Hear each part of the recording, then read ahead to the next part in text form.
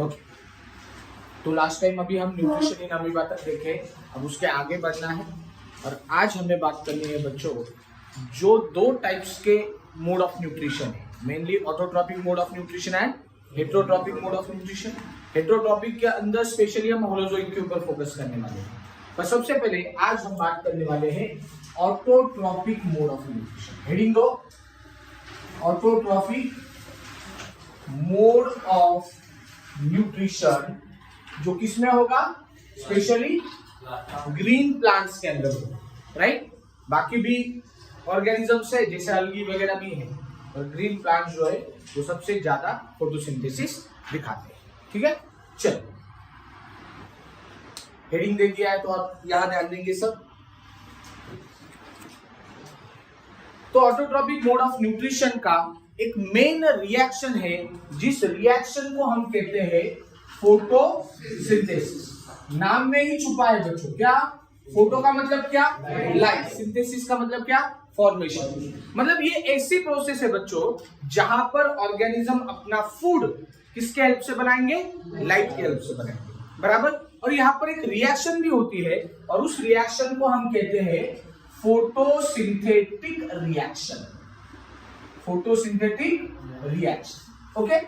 अब बच्चों photosynthetic reaction में आपको दो तरीके से देने वाला हूं, दोनों अलग अलग तरीके क्यों है ये भी बताऊंगा। एक्चुअल जो फोटोसिंथेटिक रिएक्शन होती क्या है, ध्यान देंगे यहां पर 6CO2 plus 12H2O in the presence of sunlight and chlorophyll pigments, okay. क्या क्या है यहां पर बच्चों, देखो, कार्बन डाइऑक्साइड, वाटर, कितने मॉलिक्यूल्स है ये भी ठीक से देखो। कार्बन डाइऑक्साइड के कितने मॉलिक्यूल यूज हुए? 6। वाटर के कितने molecules? 12। And then there will be formation of one molecule of C6H12O6। ये कौन सा मॉलिक्यूल है बच्चों? ग्लूकोज। Very good. कौन सा मॉलिक्यूल है ये? Glucose plus 6H2O plus 6O2 release. Sir balance नहीं, ओके। O2 ही निकलेगा, CO2 कैसे निकलेगा? हम यहाँ पर फोटोसिंथेसिस देख रहे हैं, रेस्पिरेशन में कार्बन डाइऑक्साइड रिलीज होता है, ओके। अब ये बैलेंस रिएक्शन है बच्चों। अब आप बोलोगे इस रिएक्शन को ठीक से देखो, रिएक्टेंट क्या क्या है यहाँ पर? Which are the reactants? Carbon dioxide and water. And product क्या क्या बना है? The main product is 1 molecule of glucose, 6 molecules of water and 6 molecules of oxygen। अब अगर रिएक्शन को ठीक से देखोगे, ये देखो बच्चों, ओके। पहले इस रिएक्शन को समझिए। यहां पर आप देखोगे वाटर के कितने मॉलिक्यूल यूज किए? 12। और वापस रिलीज कितने किए? 6। तो आप बोलोगे सर अगर 12 वाटर मॉलिक्यूल लेने हैं और 6 वापस ही छोड़ने हैं तो लेते वक्त ही 6 मॉलिक्यूल्स ले लेते, सही बात है ना। 12 लेकर 6 छोड़ने हैं, इसका मतलब क्या हो गया कि आपने 6 ही यूटिलाइज किए, बराबर है बच्चों। बट बच्चों ये जो 6 वाटर मॉलिक्यूल्स बने हैं, ये 6 वाटर मॉलिक्यूल इन 12 से नहीं बने हैं। क्या कहा मैंने? भले हमें यहाँ पर दिखते वक्त ये दिख रहा है कि 12 यूज किए और 6 वापस रिलीज किए, तो हमारा दिमाग तो यही कहेगा कि अगर 12 लेने के बाद 6 रिलीज करने, मतलब यूज तो 6 ही किया आपने, तो लेते वक्त ही 6 लेते। पर बच्चों ये 6 वाटर मॉलिक्यूल जो बने हैं, ये 6 इस 12 से नहीं बने। यहां तक क्लियर? तो आप पूछोगे सर फिर कहां से बने हैं? ठीक से सुनो। जब ये वाटर मॉलिक्यूल बच्चों स्प्लिट होता है, H2, ये जब स्प्लिट होता है तो क्या क्या बनाएगा? Hydrogen and oxygen. Hydrogen and oxygen. इसके कुल मिलाकर कितने हाइड्रोजन दिखाई दे रहे हैं? 24। ये देखो 12 और ये 2, मतलब 24 hydrogen. Out of this 24 hydrogen, 12 hydrogen, 12 hydrogen, इसमें से 12 हाइड्रोजन जाएंगे इधर। समझ में आया? 24 में से 12 गए इधर, बचे कितने? 12, ये आ गए इधर। समझ में आ गया? ये देखो यहाँ 6 × 2 12। यहां तक क्लियर हो गया? अब आगे, अब इस वाटर मॉलिक्यूल को स्प्लिट करके ऑक्सीजन कितने बने? 12 बने। ये देखो 12 × 1 ऑक्सीजन मतलब 12 ऑक्सीजन बने। इन 12 ऑक्सीजन में से 12 के 12 ऑक्सीजन बच्चों यहां रिलीज होते हैं। 6 × 2 12 ऑक्सीजन। कितने ऑक्सीजन रिलीज हो गए? 12। तो मुझे बताइए ये जो 6 वाटर मॉलिक्यूल वापस बने हैं, क्या यार पूरा के पूरा 6 वाटर मॉलिक्यूल इस 12 से बने हैं? नहीं। इस वाटर मॉलिक्यूल का ऑक्सीजन इसमें आया ही नहीं ना। क्या इस वाटर मॉलिक्यूल में ऑक्सीजन आया क्या? नहीं, वो तो रिलीज हो गया। समझ में आ रहा है बच्चों? ऑक्सीजन CO2 का है क्या? हाँ, फिर ये जो ऑक्सीजन वाटर मॉलिक्यूल के पास है वो किसका होना चाहिए? Carbon dioxide. पर वो और सिंपल नहीं हो सकता क्या? डायरेक्टली उसी का उसमें डाल दिया तो सिंपल हो जाएगा। नहीं, पर ऐसा होता नहीं है ना। हमें समझने के लिए आप कह रहे थे सर सिंपल था ना, ये वाटर मॉलिक्यूल 12 है तो 6 कर दो, बराबर। ये ऑक्सीजन वैसे के वैसे इधर यूटिलाइज कर लो। ऐसा नहीं होता है, समझ में? क्योंकि फोटोसिंथेटिक रिएक्शन जब होती है तो 3 इंपॉर्टेंट स्टेप्स होते हैं। वो 3 स्टेप्स भी हम देखने वाले हैं। है समझ में? तो समझ में आ गया, this is the actual photosynthetic reaction. But अभी मैं बताने वाला हूं आपको नेट फोटोसिंथेटिक रिएक्शन। सर एक पूछना था। एक minute, net photosynthetic reaction. Net का मतलब क्या? जैसे कि समझ लो मेरा इनकम है 12 लाख और मेरा खर्चा है 6 लाख, बचा कितना? 6 बचा, बराबर। तो यही 6 को लेकर हम काम करने वाले हैं। कैसे? वही आप बोल रहे हैं ना कि सर 12 यूज किया, 6 रिलीज किया, तो 6 ही यूज करो। वही है नेट फोटोसिंथेटिक रिएक्शन। क्या होगा? 6 molecules of carbon dioxide plus 6 molecules of water gives in the presence of sunlight and chlorophyll, what will be formed? C6H12O6 जो कि है एक glucose molecule plus directly 6 O2 release. बात समझ में आई क्या? हम वही बात कर रहे थे ना, यहाँ पर 12 यूज किया, 6 रिलीज किए, मतलब लिखते वक्त ही 6 लिखो ना। ये देखो 6 ही लिखे, तो उधर वाटर मॉलिक्यूल होगा क्या? अभी नहीं। This is the net photosynthetic reaction. ऐसा समझ में कि अल्टीमेटली आपने क्या यूज किया और क्या रिलीज किया और बैलेंस ही। Understood everyone? क्लियर हो गया? तो अब इस फोटोसिंथेटिक रिएक्शन में 3 इंपॉर्टेंट स्टेप्स होते हैं। वो 3 इंपॉर्टेंट स्टेप्स बच्चों हमें देखने हैं। तो हेडिंग दो, steps of photosynthesis. Steps of photosynthesis, जिसके लिए मैं रिएक्शन वापस लिख रहा हूं।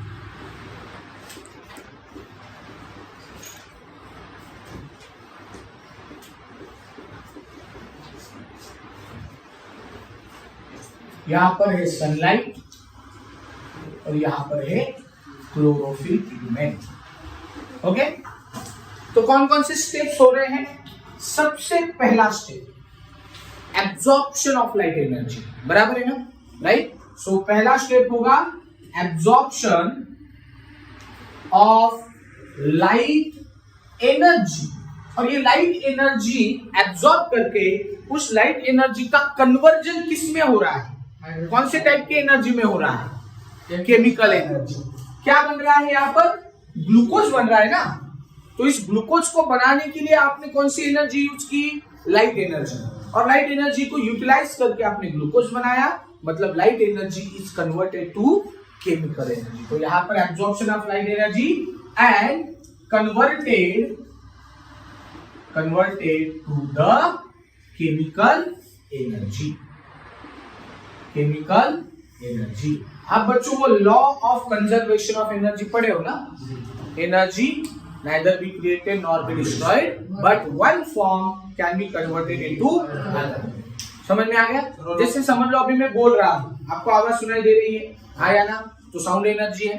पर ये साउंड एनर्जी कैसे आ रही है? कुछ ना कुछ मेरे पास एनर्जी होगी जिसकी वजह से ये एनर्जी बाहर है। मतलब जब मैंने कुछ खाया, वो डाइजेशन वगैरह हम सारे पढ़े, एनर्जी बनी सेल के अंदर। तो जो एनर्जी बनी वो किस फॉर्म में? केमिकल एनर्जी ना। और जब मैं बोल रहा हूं कि यही केमिकल एनर्जी साउंड एनर्जी में कन्वर्ट हो रही है। अगर मूव कर रहा हूं, मैं मूव कर रहा हूं तो काइनेटिक एनर्जी है, बराबर ना? अभी ये फैन देख लो आगे वाला, electrical energy is converting into kinetic energy, बराबर। ये लाइट देख लो, ट्यूब लाइट है, again electrical energy is converting into light energy. अगर टीवी लगा दिया तो electrical energy converting into light energy as well as sound energy, दो एनर्जी होगी। और समझ लो टीवी गर्म भी हो गया तो हीट एनर्जी भी आ गई उसके अंदर। सर समझ में आ गया? इलेक्ट्रिसिटी वायर में होती है तो वायर में वापिस बोलो। इलेक्ट्रिसिटी जो वायर से दौड़ती है, हर एक समझो रास्ते में बहुत सारे बड़े बड़े वायर से उसमें से जब जाती है तो उसमें रेजिस्टेंस लगता है क्योंकि बहुत दूर है वायर। तो रेजिस्टेंस लगने से तो एनर्जी कम हो रही है और कम हो गई पर जीरो तो नहीं हो रही ना, क्योंकि कंटिन्यूअस सप्लाई ऑफ इलेक्ट्रिसिटी दे रहे हैं आप। जो रेजिस्टेंस लगा है इलेक्ट्रिसिटी को तो वो कहाँ पे गई, वो तो खत्म हो गई, मतलब वो तो रुक गई। That energy is taken by those wires. तो इलेक्ट्रिकल एनर्जी रेजिस्टेंस के वजह से वायर ने ली, वो एटम्स जो है उन्होंने काइनेटिक एनर्जी दिखाई, मतलब वायर गर्म हो गई। मतलब इलेक्ट्रिकल एनर्जी रेजिस्टेंस के वजह से किस में कन्वर्ट हो गई बच्चों? Heat energy. सिंपल है। चल, पहला स्टेप समझ में आ गया सबको? Any question? Second step, splitting of water molecule to form oxygen. बराबर वही दिखाया था मैंने, जो वाटर मॉलिक्यूल मैंने लिए उसका स्प्लिटिंग किया और ये वाटर मॉलिक्यूल ने यहां पर ऑक्सीजन बनाया। क्लियर हो गया सब? ये सेकंड स्टेप। और तीसरा इंपॉर्टेंट स्टेप है बच्चों, reduction of carbon dioxide to form glucose. यहां पर ग्लूकोज बन रहा है which is one of the carbohydrate. बराबर। अब मुझे बताइए what is the meaning of reduction? दो तरीके से रिडक्शन पढ़ते हैं, एडिशन ऑफ हाइड्रोजन और रिमूवल ऑफ ऑक्सीजन। और वो इलेक्ट्रॉन्स के फॉर्म में भी होता है, पर यहां पर मुझे किसके ऊपर गौर करना है? Addition of hydrogen. तो यहां पर देखिए कार्बन डाइऑक्साइड की तरफ कौन कौन से एलिमेंट्स इसके पास, एटम्स कौन कौन से हैं? Carbon and oxygen.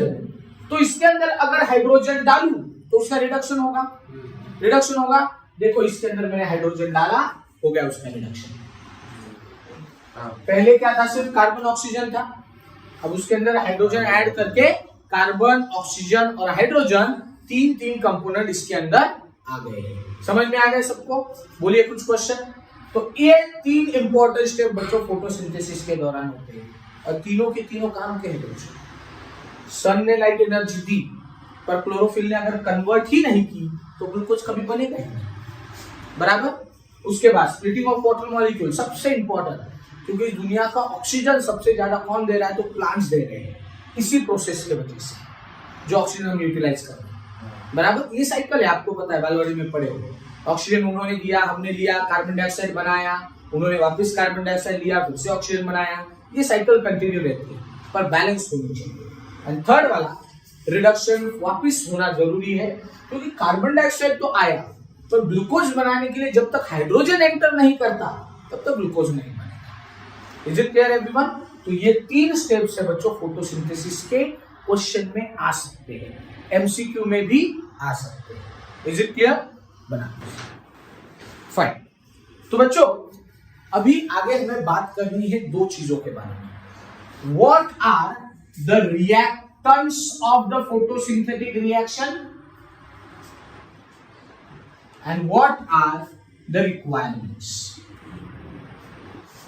दोनों में फर्क है। अगर समझ लो, अभी एग्जांपल लेते हैं हम कि हमें चाय बनानी है, तो चाय बनाने के लिए जो कुछ डालेंगे, क्या क्या डालेंगे हम उसके अंदर? पानी, चाय पत्ती डालेंगे, शुगर डालेंगे, दूध डालेंगे, अदरक वगैरह कुछ वो डाल देंगे, राइट? और ये सारे कंपोनेंट एक दूसरे के साथ क्या करेंगे? रिएक्ट करेंगे। मतलब जो अभी आपने कहा कि शुगर, चाय पत्ती, दूध, पानी, अदरक, ये सारे कौन हो गए? रिएक्टेंट्स हो गए। पर चाय बनाने के लिए सिर्फ रिएक्टेंट्स ही काफी नहीं होते, there are some requirements as well. यहाँ पर हीट चाहिए, एक पतीला चाहिए, है ना, खुदाब भी चाहिए, और जब बर्नर को मतलब गैस को जलाना है तो कुछ तो सोर्स होना चाहिए, जैसे लाइटर है आपके पास या फिर मैच बॉक्स है, माचिस है, राइट? तो रिएक्टेंट्स कौन होते हैं बच्चों? रिएक्टेंट ऐसे कंपोनेंट है जो सिर्फ एक दूसरे के साथ रिएक्ट कर सकते हैं। जैसे यहाँ पर रिएक्टेंट कौन कौन है बच्चों? कार्बन डाइऑक्साइड है और वाटर मॉलिक्यूल है। और कौन रिएक्ट होता है एक दूसरे के साथ? कोई नहीं। पर रिक्वायरमेंट क्या क्या है? जो रिएक्टर है, सुनो सुनो, जो रिएक्टेंट्स है वो खुद रिक्वायरमेंट में आते हैं, यस और नो? रिक्वायरमेंट में आते हैं, तो रिक्वायरमेंट में कार्बन डाइऑक्साइड पानी दोनों रहेंगे, एडिशनल टू दैट सनलाइट लगेगी आपको और क्लोरोफिल पिगमेंट भी लगेगा। तो एक चीज ध्यान रखना बच्चों, रिएक्टेंट्स एंड रिक्वायरमेंट इन दोनों में फर्क है। भले ही यहाँ पर सनलाइट और क्लोरोफिल एक दूसरे के साथ रिएक्ट ना हो, पर इनके बिना ये दोनों रिएक्ट नहीं हो सकते। समझ में आ गया ना? सो फोटोसिंथेटिक रिएक्शन अगर सक्सेसफुल करनी है तो always we have to see for requirements, और रिक्वायरमेंट में तो रिएक्टेंट्स आते ही आते हैं, उसके बिना तो रिएक्शन होगी ही नहीं। समझ में आ गया? यहाँ तो कुछ प्रॉब्लम बना लो। चलिए हो गया फाइन। अब हम बात करेंगे ये जो रिक्वायरमेंट्स है, इन सारे रिक्वायरमेंट्स का सोर्स क्या है, मतलब ये आते कहां से। सिंपल बात है, कार्बन डाइऑक्साइड कहां से आएगा? एटमॉस्फेयर, है ना? हाँ, अगर एक्वेटिक प्लांट्स रहे तो वाटर। जैसे ऑक्सीजन पानी के अंदर डिसॉल्व हो सकता है, वैसे कार्बन डाइऑक्साइड भी डिसॉल्व होता है। ठीक है, पानी कहां से मिलेगा? From soil which is absorbed by whom? Roots. Roots ने सॉइल के अंदर जो वाटर मॉलिक्यूल है उनको एब्जॉर्ब कर लिया, और जहां पर फोटोसिंथेसिस होना है, जहां पर क्लोरोफिल पिगमेंट है, वहां वो पानी बेच दिया। फिर आती है sunlight. Sunlight obviously and chlorophyll pigment already present into the chloroplast which is present into the cell. Simple चीज। तो यही सोर्सेस है बच्चों, इसके और कुछ नहीं।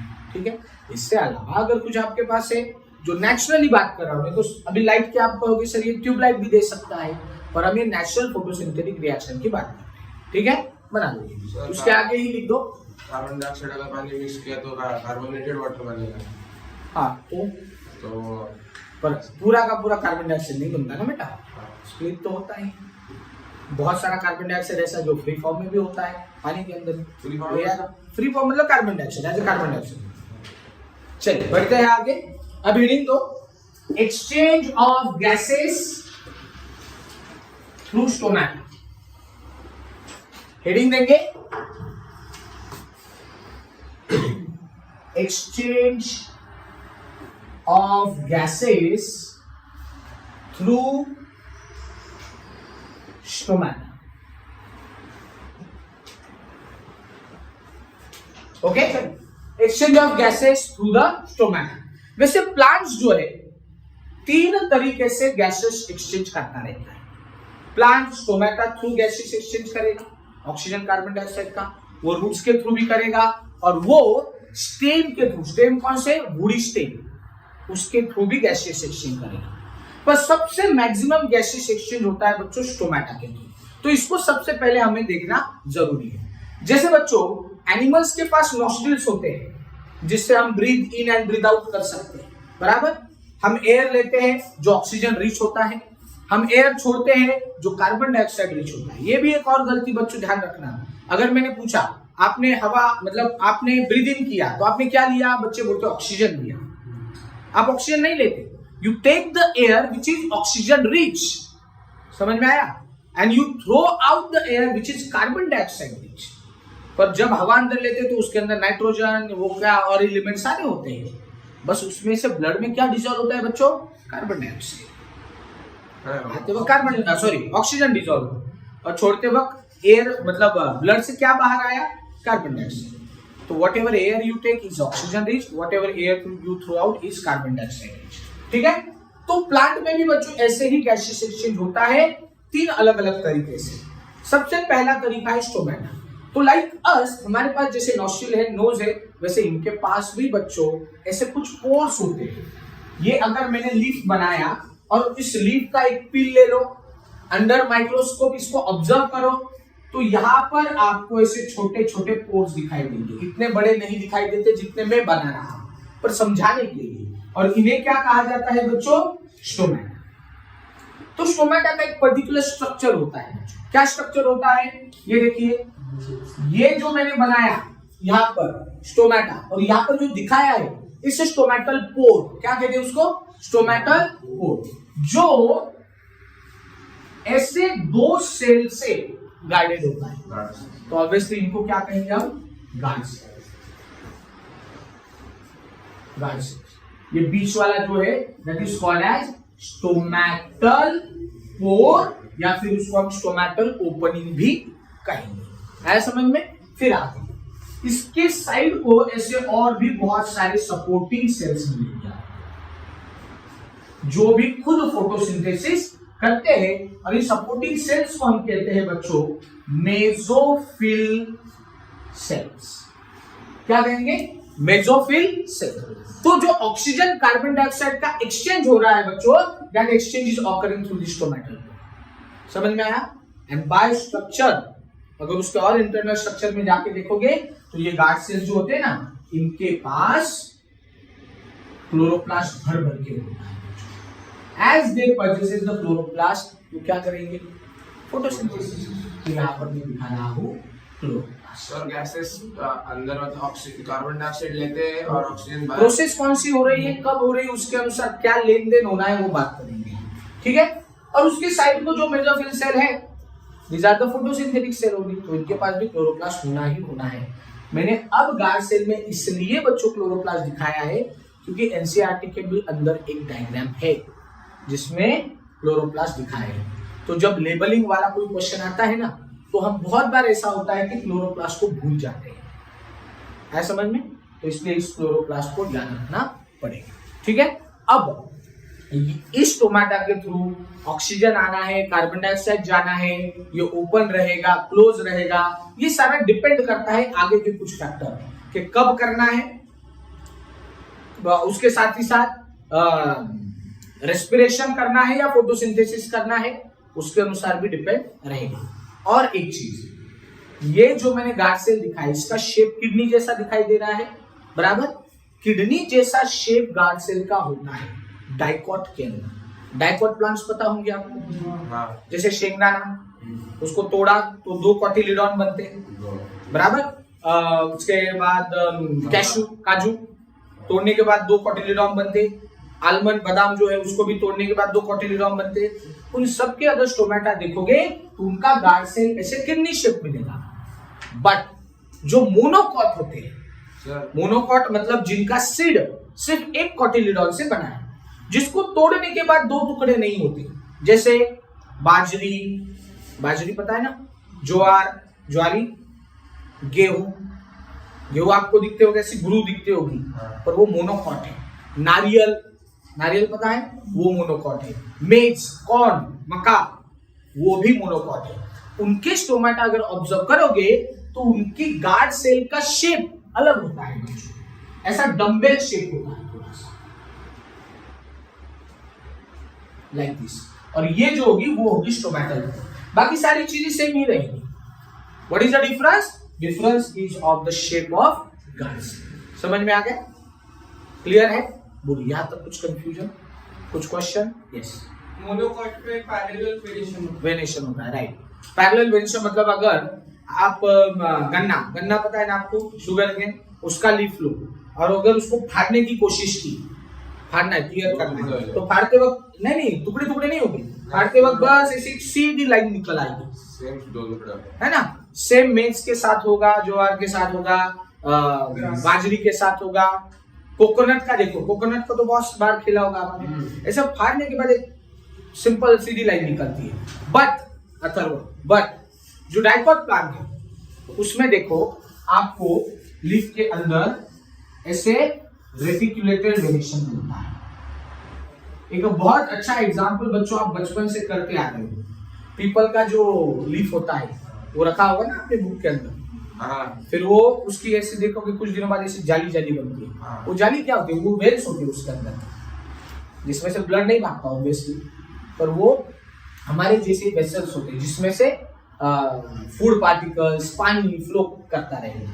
पर अगर मेज का देखोगे या जो भी मोनोकॉट है, उनके वेरिएशन ऐसे सीधे होते हैं, जिसे हम पैरेलल वेरिएशन, तो फिर दोनों का मेन डिफरेंस है। मतलब प्लांट को अगर बाहर से ही आइडेंटिफाई करना है कि ये मोनोकॉट है या डाइकॉट है, तो पहले उसकी लीफ देखो और वहीं से समझ में आ जाता है। फिर रूट्स भी एक तरीका है बच्चों, रूट से भी आप बता सकते हो। मोनोकॉट के रूट्स जो है वो फाइब्रस होते हैं, डाइकॉट के रूट्स टैप रूट होते हैं, वो एकदम बहुत नीचे तक जाते हैं। और ऑब्वियसली आपके पास सीड तो है ही है, एक कॉटिलिडॉन है तो मोनोकॉट है, 2 कॉटिलिडॉन है तो डाइकॉट है। सिंपल, समझ में आ गया। अब ये वाला पार्ट और ये वाला पार्ट बना दो, ये आपके रेफरेंस के लिए आप बना सकते हैं। फाइन। तो गैसियस एक्सचेंज स्टोमेटा के थ्रू अभी हमें देखना है किस प्रकार होगा। जनरल अभी हम सिर्फ फोटोसिंथेसिस की बात कर रहे हैं। किसकी बात कर रहे हैं? फोटोसिंथेसिस। अदरवाइज प्लांट्स रेस्पिरेशन भी दिखाते हैं ना बच्चों। प्लांट्स रेस्पिरेशन भी दिखाते हैं और आपको पता है रेस्पिरेशन के वक्त कौन सी गैस लेते? Carbon dioxide, oxygen. रेस्पिरेशन के वक्त ऑक्सीजन लेते, कार्बन डाइऑक्साइड रिलीज करते। ठीक इसके उल्टा फोटोसिंथेसिस में होता है, कार्बन डाइऑक्साइड लेते और ऑक्सीजन रिलीज करते। तो यस, रेस्पिरेशन क्यों जरूरी है ये पहले लेक्चर में ही हमने देखा। क्यों जरूरी है? Why the respiration is important and required? बोलो बोलो, हाँ हर्ष बोलो बेटा। Transport of food, temperature maintain करने के लिए प्लांट का, सिर्फ for energy, transport of food, energy, सबका बेसिक फंडा है एनर्जी। तो प्लांट लिविंग है या नहीं है? एनर्जी चाहिए या नहीं चाहिए? बस बात वही करता हूँ। सर अगर हमें जहाँ एनर्जी चाहिए भैया वहां रेस्पिरेशन होना ही है। प्लांट रहे, एनिमल रहे, बैक्टीरिया रहे, कोई भी रहे, हाँ डिपेंड करेगा कि रेस्पिरेशन कौन सा हो। तो बच्चों बात ये चल रही थी कि रेस्पिरेशन के वक्त ऑक्सीजन लेते और कार्बन डाइऑक्साइड रिलीज करते। फोटोसिंथेसिस में ठीक उल्टा होता, कार्बन डाइऑक्साइड लेते ऑक्सीजन छोड़ते। पर एक चीज ध्यान रखना बच्चों, हर एक प्लांट रेस्पिरेशन करता ही करता है। अभी मैं जो आपको गैसियस एक्सचेंज बताने वाला हूं, रेगुलेशन ऑफ स्टोमेटा जो बताने वाला हूं, that with respect to the photosynthesis only. And simple बात है बच्चों, नॉर्मल प्लांट्स फोटोसिंथेसिस किस वक्त करेंगे? डे टाइम या नाइट टाइम? डे टाइम, बराबर। नाइट टाइम में फोटोसिंथेसिस नहीं होगा। किस केस में नाइट टाइम में भी फोटोसिंथेसिस होगा वो मैं बताऊंगा लास्ट में, ठीक है। ध्यान दो बच्चों, डे टाइम में फोटोसिंथेसिस होने वाला है, नाइट टाइम में फोटोसिंथेसिस नहीं होने वाला। तो अगर डे टाइम में फोटोसिंथेसिस होना है मतलब गैसियस एक्सचेंज कंटिन्यू रहना चाहिए, बराबर। अरे हाँ या ना? तो गैसियस एक्सचेंज रहना चाहिए तो स्टोमेटा शुड ओपन और क्लोज? ओपन। तो क्या होता है ध्यान, स्टोमेटल पोर, गार्ड सेल और उसके आसपास कौन? खुशी, उसके आसपास कौन? तो लिखने से अच्छा सीखने पे ध्यान, समझेगा, ठीक है। तो डे टाइम में क्या होगा बच्चों, ठीक से सुनो। The water molecules present in mesophyll cells will be transported into the guard cells. क्या हो रहा है डे टाइम में? जो कुछ पानी के मॉलिक्यूल्स मेसोफिल सेल में है वो गार्ड सेल में ट्रांसपोर्ट होते जा रहे हैं। समझ में आ रहा है? अगर गार्ड सेल में पानी आ रहा है तो बालवाड़ी में पढ़ेंगे गार्ड सेल का क्या होगा? Swelling of the guard cell and ultimately stomata will open. क्यों? ध्यान दो, जैसे ही गार्ड सेल स्वेल अप होते जाएंगे, ये जो साइड है ना गार्ड सेल की, इसके ऊपर क्रिएट होता है एक टेंशन। क्या क्रिएट होता है? टेंशन। और टेंशन की वजह से ये गार्ड सेल खुद को एक्सपांड करता है टुवर्ड्स आउटसाइड। समझ में आ रहा है ना? ये मेम्ब्रेन इस साइड खींची जाएगी, ये मेम्ब्रेन इस साइड खींची जाएगी, मेम्ब्रेन नहीं बाउंड्री जो भी। समझ में आ गया? तो जिसके वजह से क्या होगा, ये पीछे गया and there will be opening of the stomata. Simple चीज, कुछ ज्यादा लॉजिक मत लगा इसमें। सिंपल क्या, day time water moves from, बोलो, moves from mesophyll cells to guard cells. Ultimately guard cell का क्या होगा? Swelling of guard cell and final stomata opens. पानी कहाँ से आता है मेसोफिल सेल्स में? बाहर से तो नहीं आता ना। वही जो रूट्स के द्वारा एब्जॉर्ब किया है वो पानी मेसोफिल सेल के पास। तो फिर डायरेक्ट स्टोमेटल गार्ड सेल में क्यों नहीं आता? उसके पास भी जाता है ना, उसके पास भी सब, जहां सेल है वहां साइटोप्लाज्म है, साइटोप्लाज्म में वहां 90% पानी है। Okay, clear everyone? Per day time में इसको ओपन करने के लिए ये रेगुलेशन करना पड़ रहा है बच्चों। आ रहा है समझ में? हाँ, ऐसा नहीं होगा कि मेसोफिल सेल ने आपको सारे मॉलिक्यूल्स वाटर के दे दिए उसको। एक पर्टिकुलर लिमिट तक, जब तक कि स्टोमेटा ओपन ही रहे, है समझ में, तब तक वाटर मॉलिक्यूल मूव होते रहेंगे by the process of osmosis, diffusion, वापस एक बार बोलूंगा, ऑस्मोसिस, डिफ्यूजन, ऑस्मोसिस, क्योंकि ऑस्मोसिस की डेफिनेशन ही है movement of particles, which particle, water molecules खास करके, will move from their higher concentration to lower concentration through membrane, उसे ऑस्मोसिस कहते हैं। समझा? इतना खत्म करता, फिर आपको क्वेश्चन लेता। नाइट टाइम में क्या होगा? Obviously stomata should be close, बराबर है, वही वो मेसोफिल सेल्स है। अब नाइट टाइम में क्या होगा? जो सुबह पानी लिया है, that water will be again moves towards the mesophyll cell. तो पता कैसे चलता है उसको क्यों नाइट हो गया है, फिर वाटर देने का है? लाइट एक प्रकार का सिग्नल ही है ना, जो ये सारा काम करवा रहा है। अब यहाँ पर क्या हुआ नाइट टाइम में? The water molecules moving again towards the mesophyll cell. Guard cell के साथ क्या होगा? Shrinkage of guard cell and stomata. Simple है, जो यहाँ हो रहा ठीक उसके अपोजिट यहाँ, समझ में आया? तो यहाँ पर क्या लिखूं, बोलो, water moves from guard cells to mesophyll cells, due to which shrinkage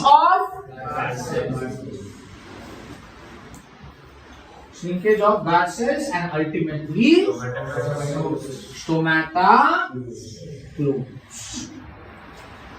समझ में आ गया सबको? बोलिए कुछ क्वेश्चन।